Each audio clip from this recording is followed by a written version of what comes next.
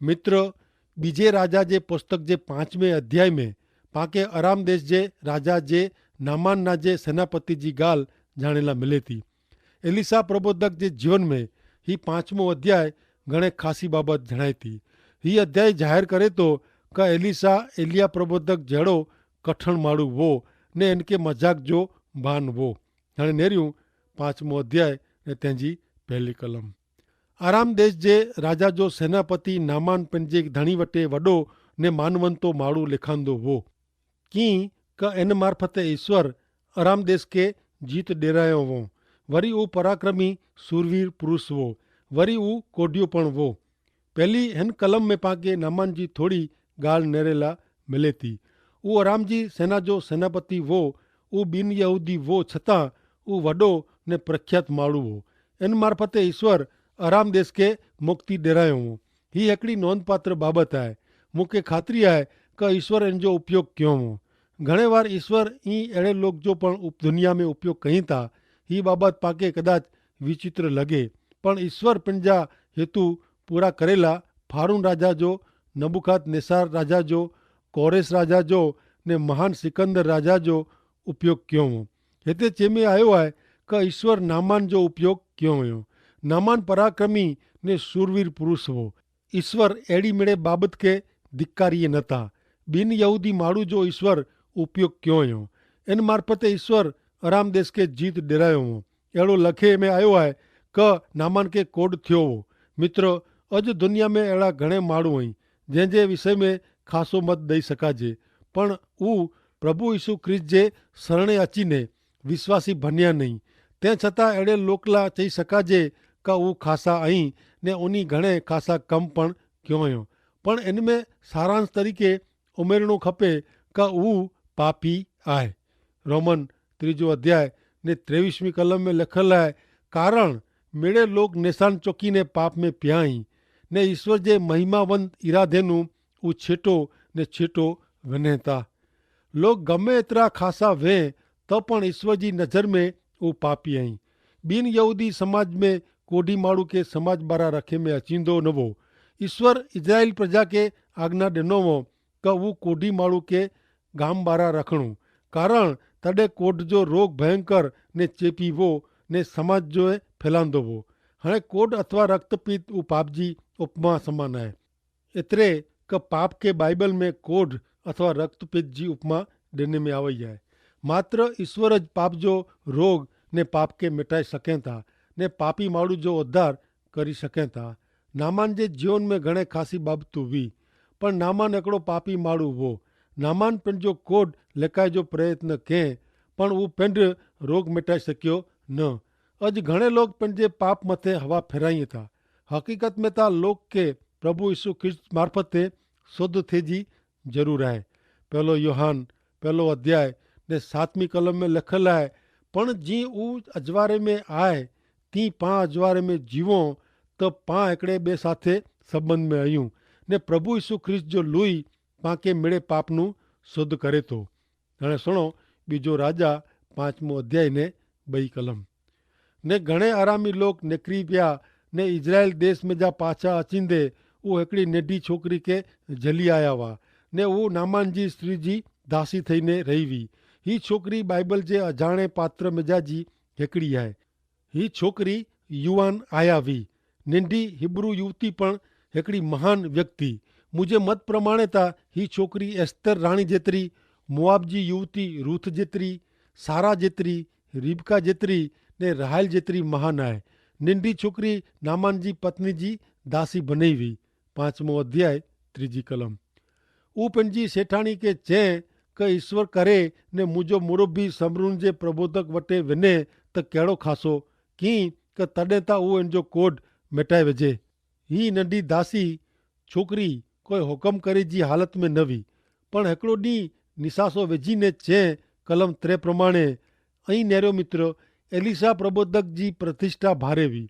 ही दासी जेकी चए ऊ नामान जी पत्नी सोए ने इन जी ॻाल्हि आराम जे राजा वटे पुगी। 4 कलम। ने हिकिड़ो माण्हू अंदरि वञी ने पंहिंजे धणी खे चए क इज़राइल देश जी जेको छोकिरी आहे उहो अहिड़ो अहिड़ो चए थी। आराम जो राजा ही सुणी ने ख़ुशि थियो કે નામાન જહેड़ो माड़ूला कींक थई सघे थी आहे। तेरीं अराम जो राजा नामान के इज़राइल जे राजा वटे भलामण पत्र ने कीमती भेट सौगात खणीने हलाए। 5मो अध्याय 5 थी 7 कलम।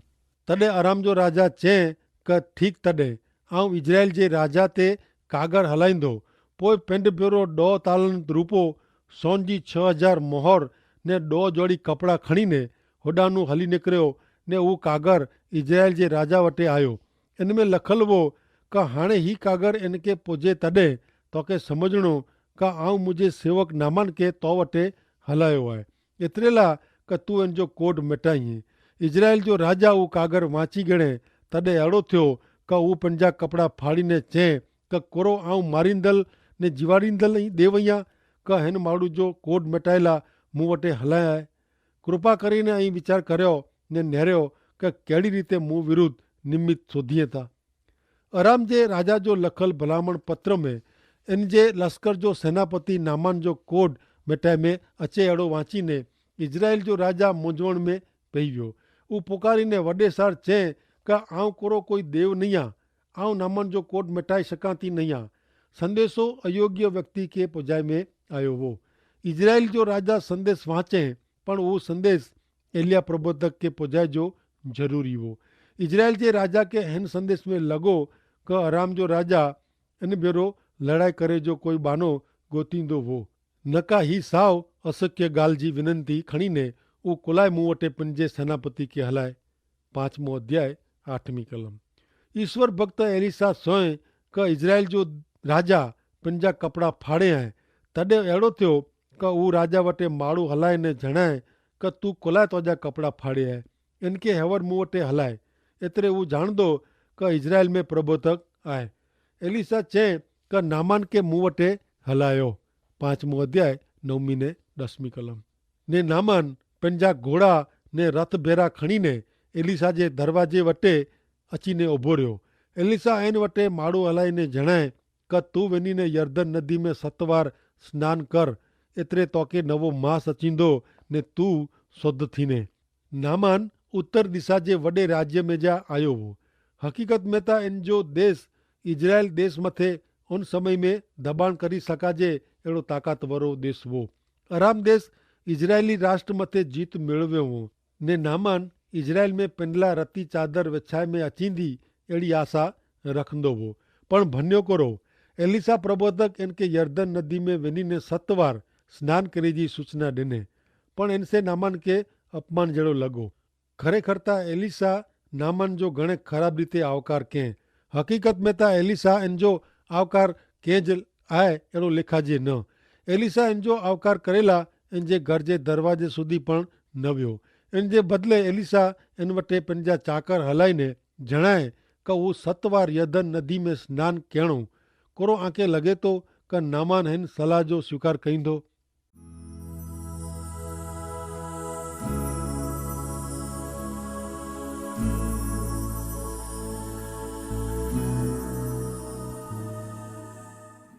पांचमो अध्याय 11वीं कलम।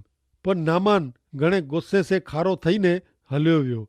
ऊ चए क ज आऊं धारींदो वो क निकी ऊ मूं वटे ॿारहं अचींदो ने उभो रहीने ईश्वर के विनंती कईंदो ने ऊ उन जगह ते हथ फेरीने मूंखे साजो करींदो। नामान बेचैन बनी वियो आहे, कारण ऊ घणे अभिमानी माण्हू हो। उन अगाऊ इन भेरो अहिड़ो व्यवहार करियो न हो। ईश्वर नामान जो कोट मिटाईंदा। एतिरो ज न पर नामान जो अभिमान पण परिया कईंदा। ईश्वर जॾहिं मनुष्य जो उद्धार कईं था तॾहिं मनुष्य जे जीवन जा अवगुण पण परिया कईं था। ईश्वर जिन बाबति खे धिकारीअ था इन में अभिमान में पण समावेश थिए थो। ईश्वर चए था का हू मनुष्य जे हृदय में अभिमान के धिकारीअ था। नीति वचन 6 अध्याय 16 थी 19 में लिखल आहे क 6 वाना ईश्वर धिकारीअ था, हा 7 वाना कंटारो उपजाईअ था। एतिरे अभिमानी अखियूं, खोटो कोसंदल ज़िभ, निर्दोष जो खून वड़ाईंदल हथ, ख़राब वीचार कईंदल हृदय, नुक़सान करेला दौड़ंदल पग ने खोटो कोसंदल खोटो साक्षी ने भाईअ में कुसम जो बिज वावींदल ऐं सोयों ती मित्र अभिमानी अखियूं पहली आहे। याकूब 4 अध्याय ने 6 कलम में पण चए था क ईश्वर अभिमानी के धिकारीअ था पण नम्र के मथे कृपा कहिए था। अभिमान सर्वनाश नोतरे तो। नीति वचन 16मो अध्याय ने 18 में पण अभिमान जो परिणाम नाश आए ने अभिमानी स्वभाव जो छेवटे पायमाल आए। नीति वचन 11 ने 2 में पण चढ़ाइए था कि अभिमान अचे तो तडे फजेती पण अचे थी, पर नम्र माणू वटे ज्ञान वेतो। 11 नीति वचन 29मो अध्याय ने 23મી कलम में पण चेता कि माणू जो अभिमान इनके नीचो पाड़ींदो, पण नम्र माणू मान मेळवींदो। अभिमान से फुलाई व्यावे एड़े माणू जो सचोट दृष्टा पाके सेनापति नामान जे पात्र में नेरेला मिले तो। नामान एकड़ो महान माणू हो। ईश्वर इन जे मेड़े सदगुण जी यादी ॾिनो हुयो, पर नामान के कोड अथवा रक्तपित थियो हो। नामान पापी माणू हो। ईश्वर इन जो कोड पर्या क्यों। एतिरो ज न पण इन जो अभिमान पण पर्या क्यों। हाणे अॻियां सुणो 5वें अध्याय जी 12મી कलम। कोरो दमस्क जी नदी आबना ने फारपा इजराइल जे मेड़े पाणी जी जगह करता खासी नाए कोरो आऊं इनमें स्नान न कयां ने शुद्ध न थियां। अहिड़ो चईने पाछो फिरीने खार में हू पाछो हलियो वियो। ही ॻाल्हि सची ॻाल्हि आहे कि दमस्क जी नदियूं जा पाणी चोखा आहिनि, जॾहिं यर्दन नदी जे पाणी में मिटी जो प्रमाण वधु आहे। नामान चए मूंखे कुलाय नदी ने वेझियो खपे, चोखा ने पवित्र पाणी वणे था हुते स्नान न कयां। नामान जे हिन सवाल में हिकिड़ो लागू करणु समायलो आहे। मित्र, घणे लोग के प्रभु यीशु ख्रिस्त जे क्रूस वटे अचणो गमे नथो। प्रभु यीशु ख्रिस्त जो क्रूस शर्म ने अपमान जी जगह आहे। लोग प्रभु यीशु ख्रिस्त जे शरणे अचेला मंगे नथा। इन जे बदले लोग कंहिं वॾो महान कमु करेला मंगे था। नामान अहिड़ो ज करेला मंगदो हो। पर मित्र, जेको पंहिंजे दुष्कर्म जे बंधन में जा पंहिंजे पाप जी शिक्षा में जा मुक्त थियला मंगदा वे, इनके प्रभु यीशु ख्रिस्त जे चरणे अचे जो ज रहियो। कारण रोमन 3 ने 25મી कलम में लिखल आहे कि ईश्वर यीशु के बलिदान थियला अर्पण क्यों। अॻियां एफएसी 2 अध्याय 8 થી 9 में पण जणाइए था कि मात्र ईश्वर जी कृपा सेज विश्वास मार्फते आंजो उद्धार थियो आहे। ऊ आसे नाए बन्यो, पण ईश्वर क्यों हुयो। तेला इनमें आके अभिमान करे जड़ो कीअं नाहे, कारण ऊ आंजे प्रयत्न जो परिणाम नाहे। अॻियां प्रेरित जा कम 4 अध्याय ने 12મી कलम में पण चेता कि उद्धार मात्र यीशु मार्फते ज मिले तो, कारण जैसे पंहिंजो उद्धार थिए अहिड़ो ॿियो कंहिंजो पण ना ईश्वर सॼी दुनिया में माण्हूअ खे ॾिनो नयो। हाणे अॻियां नेरियूं 2 राजा 5मो अध्याय ने 13મી कलम। इन जा चाकर इन वटे अचीने इनके च्यों कि मुंहिंजा पे जो प्रबोधक इनके कोई वॾो कमु करे जी आज्ञा ॾिनो हो त कोरो तूं ऊ न कईं, त जॾहिं हू तोखे चेता कि स्नान करीने शुद्ध थी त केतिरो ध्यानु रखी झपाटे स्नान कयो खपे। नामान खारो थईने होॾानो वेंदो हो। तॾहिं इन जे सेवक इन वटे दलील करी इनके सम्झाए जो प्रयत्न कयईं। जो ईश्वर जो प्रबोधक आके कोई वॾो कमु करे जी आज्ञा ॾिनो हो त कोरो ऐं ऊ न कयो हो त ज़रूरु उहो ई कयो हो। मित्र, अॼु कहिड़ा मेड़े माण्हू पंहिंजे उद्धार लाइ कोई वॾो कमु करे लाइ तयारु थी वञे था। उद्धार लाइ मानवी खे कीअं करे जी ज़रूरु न आहे। प्रभु यीशु ख्रिस्त पाण लाइ पंहिंजो उद्धार तयारु कयो हुयो। पाके त मात्र प्रभु यीशु ख्रिस्त जे हथ में जा उद्धार स्वीकारे जो आहे। एफएसी 1 अध्याय 7 થી 9 कलम में लिखल आहे कि ख्रिस्त जे मरण मार्फते पाके मुक्त करे में आया आहियूं, एतिरे कि पंहिंजा पाप माफ़ करे में आया आहियूं। ईश्वर जी ॾिनल कृपा कहिड़ी वॾी आहे। ईश्वर उन जे मिड़े ज्ञान ने समझ प्रमाणे जेकी नकी क्यों हो इन प्रमाणे क्यों ने पंहिंजी मोघम योजना जेको उन ख्रिस्त मार्फते पूरी करे जो नकी क्यों हो ऊ पाके ज़ाहिर क्यों हुयो। हाणे अॻियां सुणो 2 राजा 5मो अध्याय ने 14મી कलम। पोइ ऊ वियो ने ईश्वर भक्त चए इन प्रमाणे यर्दन में 7 बार टोबी ॾिने, एतिरे इन जो मांस बदिलाईने नंढे छोकिरे जे मांस जहिड़ो थी वियो ने हू शुद्ध थी वियो। छेवटे नामान एलिसा प्रबोधक जी आज्ञा मञीने 7 बार यर्दन नदी में टोबी ॾिने ने हू शुद्ध थियो ने साजो थियो। 5मो अध्याय 15 થી 19 कलम। ऊ पंहिंजे सॼे रसाले भेरो ईश्वर भक्त वटे पाछो वियो ने इन वटे उभो रहियो ने ऊ चए कि हाणे नेर मूंखे ख़ातिरी थी वई आहे કે ઇઝરાયલ में દેવ આય ને એની સિવાય સજી પૃથ્વી તે બે કેતે પણ નાય તો હાણે કૃપા કરીને તો જે સેવક વટા બક્ષિસ ગન પણ હું ચે કે ઈશ્વર જન વટે આવું ઉભો અહીંયા તેંજી જીવજા સો કે આવું કી પણ ગંદો ન હું ગનેલા આગ્રહ કે પણ હું મન્યો ન ને નામાન ચે કે નેર ન ગને તો પણ કૃપા કરી તો જે સેવક કે બ ખચ્ચર જે વજન જેતરી મેટી ડેરાય કી કે તો જો સેવક હાણે પોય ઈશ્વર સિવાય બે કોઈ દેવ કે દહનાર પણ કે યજ્ઞ ચડાईंदो ન ही एकड़ी बाबत में ईश्वर तो जे सेवक के माफ़ करो एतरे कि जडे मुझो धणी मुझे हथ ते टेको दईने रिमोन जे मंदिर जी पूजा करेला वने तो तडे आऊं रिमोन जे मंदिर में नमातो